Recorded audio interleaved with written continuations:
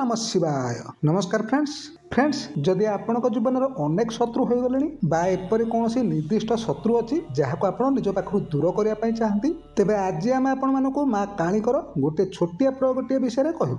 ए प्रयोगटी आपंकर कौन भी शत्रु को आपण पाखे निश्चय पराजित करदेव। आउ विशेष कथा हूँ जे ए प्रयोग कौन भी व्यक्ति चाहिए करेंगे से कौन पुरुष हूँ बा कौन स्त्री खूब सहज भाव में ए प्रयोग करेंगे। ए प्रयोग करने आपन को सेमती विशेष किसी परिश्रम करा पड़ोनी कहीं ए प्रयोगटी सबुठारु गोटे सहज एवं सरल प्रयोगटी। आपण केवल भल भाव में ए प्रयोगर विधि को जाणी जापर यह खूब सहजरे निज घरे थी करें। तेज फ्रेंड्स ए प्रयोग विधि विषय जाना पूर्व जदि आपण माँ कालीकर जड़े सच्चा भक्त होता तेज माँ कालीकर ना नहीं भिडियो गोटे लाइक करने सहित कमेंट रे आपण जय माँ काली निश्चय लिखि दिखाँ जहाद्वारा जगत जननी माँ कालीकर कृपा सबुबले आपण रही। तेज प्रथम ए प्रयोग करने आपन को जो जो सामग्री गुड़िकर आवश्यकता पड़ो आपड़ से विषय जानी निज शत्रु को दूर करने आपन को ए प्रयोग करने केवल गोटे लेंबू आउ 4टी कंटार ही आवश्यकता पड़ो कि मन रखा कंटा जेपरी लुहार ही होता आवश्यक से तेणिक कौन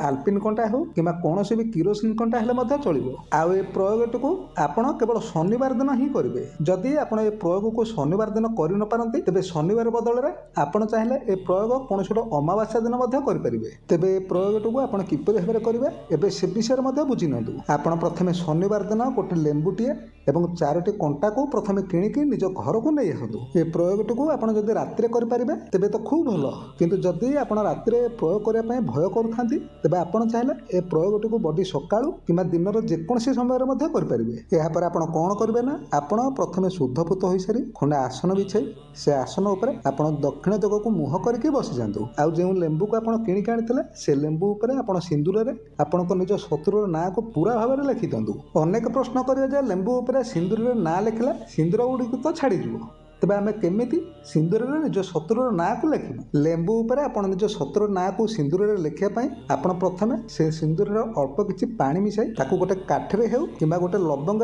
निज शत्रुर ना को लिखे। अनेक प्रश्न करेंगे गुरुजी आम जीवन में तो अनेक शत्रु अच्छा अथवा आम जीवन में एमती भी शत्रु अच्छा जार ना को आम जानू आम केवे भी चिन्हनु आउ से भली शत्रु ए प्रयोग को आम किपरि भाव में करूँ। एठारे आप गोटे कथा को जाणी रखु आपण जीवन में 1000 शत्रु था ना कहीं किंतु एपरी कहीं ना कहीं निश्चय शत्रु थे जी आपन को बेसी हैरान करुव। आपड़ प्रथम से भली शत्रु को ही दूर करने चेष्टा करतु। आ जदि यही शत्रु 2-3 जन बा एकाधिक था तेज आप लेंबू उपर से समस्त नाम को लिखि दिंतु। आ जदि कहीं एपरी अजणा शत्रु था तेज आप लेंबू उपर अजणा शत्रु बोली लिखि दिंतु। आपड़ आसन उपर थाए लेंबू उपर निज शत्रुर ना को लिखिदेवा प्रथमे निज गुरु एवं निज इष्ट को स्मरण कर सारी माँ काली को आप ध्यान लगाई माँ काली को निज शत्रु विषय जनातु। आ निज शत्रु को से आपण जीवन में किपरि भाव में दूर करेंगे से विषय प्रार्थना करूँ।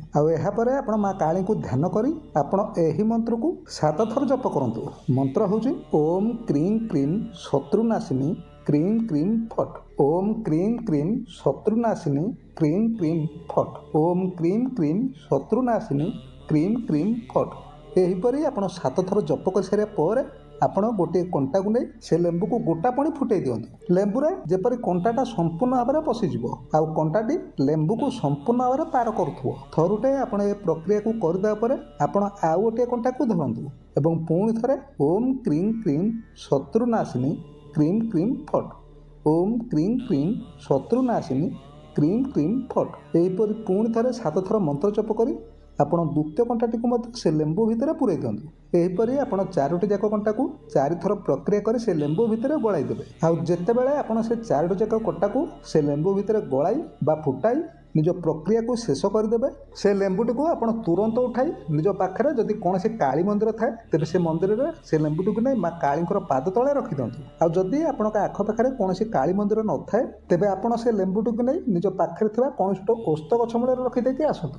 मन रखा जाए लेंबू को नेबा समय रास्त आपण क्या सहित भी कथा हेनी। आ लेंबू को रखिक आसुता समय जदि आपण रास्तार कौन देवी बा देवता मंदिर पड़े तेबे आपण से मंदिर प्रांगण में जलाशय ढोके पानी ପାଣି ଆପଣ କୁଳି କରି ଆଉ କିଛି ପାଣିକୁ ନିଜ ମୁଣ୍ଡ ଉପରେ ଛିଞ୍ଚି ସମ୍ପୂର୍ଣ୍ଣ ପବିତ୍ର ହେବା ପରେ ଘରକୁ ଫେରନ୍ତି। ଆଉ ଯଦି କୌଣସି ଲେଡିଜ୍ ଏ ପ୍ରୟୋଗ କରୁଥାନ୍ତି ତେବେ ସେମାନେ ଗୋଟେ କଥା ମନେ ରଖିବେ ଯେ ପ୍ରୟୋଗ କରୁଥିବା ଭିତରେ ସେମାନେ ମୁଣ୍ଡକୁ ଯେପରି କପଡ଼ାରେ ନିଶ୍ଚୟ ଢାଙ୍କିଥିବେ। ତା ଛଡ଼ା ମାନି ନିଅ ଯଦି ଆପଣଙ୍କ ଫେରିବା ରାସ୍ତାରେ କୌଣସି ଦେବୀ ବା କୌଣସି ଦେବତାଙ୍କର ମନ୍ଦିର ନଥାଏ, ଆଉ ଯଦି ଥାଏ ବି ମଧ୍ୟ ସେଠାରେ କୌଣସି ପ୍ରକାରର ଜଳାଶୟ ଯେମିତିକି କୌଣସି ନଳକୂଅ ହେଉ କିମ୍ବା କୂଅ ନଥାଏ, ତେବେ ଆପଣ ଘରକୁ ଆସି ଘରେ ପଶିବା ପୂର୍ବରୁ ହିଁ ନିଜ ହାତ ଗୋଡ଼ ଧୋଇ ଥରୁଟିଏ ପବିତ୍ର ନିଶ୍ଚୟ ହେବେ। କିନ୍ତୁ ଏମିତି କେବେ ବି ହେବନି ଯେ କୌଣସି ମନ୍ଦିରରେ କୌଣସି ଜଳାଶୟ ନଥିବ, କାହିଁକି ନା ପ୍ରତ୍ୟେକ ମନ୍ଦିରରେ ନଳକୂଅଟି ହେଉ ପଛେ ପାଣିର ସୁବିଧା କିନ୍ତୁ ଥିବ। ଆଉ ତା ଛଡ଼ା ଏ ପ୍ରୟୋଗଟିକୁ ଆପଣ କମ୍ ସେ କମ୍ 3 ଥର ନିଶ୍ଚୟ କରିବେ। ଆପଣ ଶନିବାରକୁ ଶନିବାର ହେଉ କିମ୍ବା ଅମାବାସ୍ୟା ଶନିବାରକୁ ମିଶେଇ ହେଉ ଏ ପ୍ରୟୋଗଟିକୁ ଆପଣ 3 ବାର ନିଶ୍ଚୟ କରିବେ। ଆପଣ ଦେଖିବେ ଆପଣଙ୍କ ଜୀବନରେ ଯିଏ ବି ଶତ୍ରୁ ଥାନ୍ତୁ ନା କାହିଁକି ବା ସେ ଯେତେ ବି ଶକ୍ତିଶାଳୀ ବା ଯେତେ ବି ଧନଶାଳୀ ହୋଇଥାନ୍ତୁ ନା କାହିଁକି, ଏ ପ୍ରୟୋଗ ଆପଣ ଥରୁଟେ କରିଦେବା ପରେ ଆପଣଙ୍କ ଶତ୍ରୁ ଆପଣଙ୍କ ସହିତ ଶତ୍ରୁତା କରିବା ମଧ୍ୟ ଭୁଲିଯିବ। ଜଗତଜନନୀ ମା କାଳୀ ଆପଣଙ୍କ ଶତ୍ରୁକୁ ଏଭଳି ଭାବରେ ଦଣ୍ଡ ଦେବେ ଯେ ସେ ଆପଣଙ୍କୁ ଦେଖିବା ମାତ୍ରେ ଭୟରେ ଥରି ଉଠିବ। କେବଳ ମାତ୍ର 3 ଦିନର ଏ ଛୋଟିଆ ପ୍ରୟୋଗଟିକୁ କରି ଆପଣ ନିଜର କୌଣସି ବି ଶତ୍ରୁ ପାଖରୁ ଖୁବ୍ ସହଜରେ ରକ୍ଷା ପାଇପାରିବେ। ତେଣୁ ଆପଣ ନିଜ ଶତ୍ରୁ ପାଖରୁ ରକ୍ଷା ପାଇବା ପାଇଁ ଚାହୁଁଥିଲେ ମା କାଳୀଙ୍କର ଏ ପ୍ରୟୋଗଟିକୁ ଥରୁଟେ ନିଶ୍ଚୟ କରିକି ଦେଖନ୍ତୁ।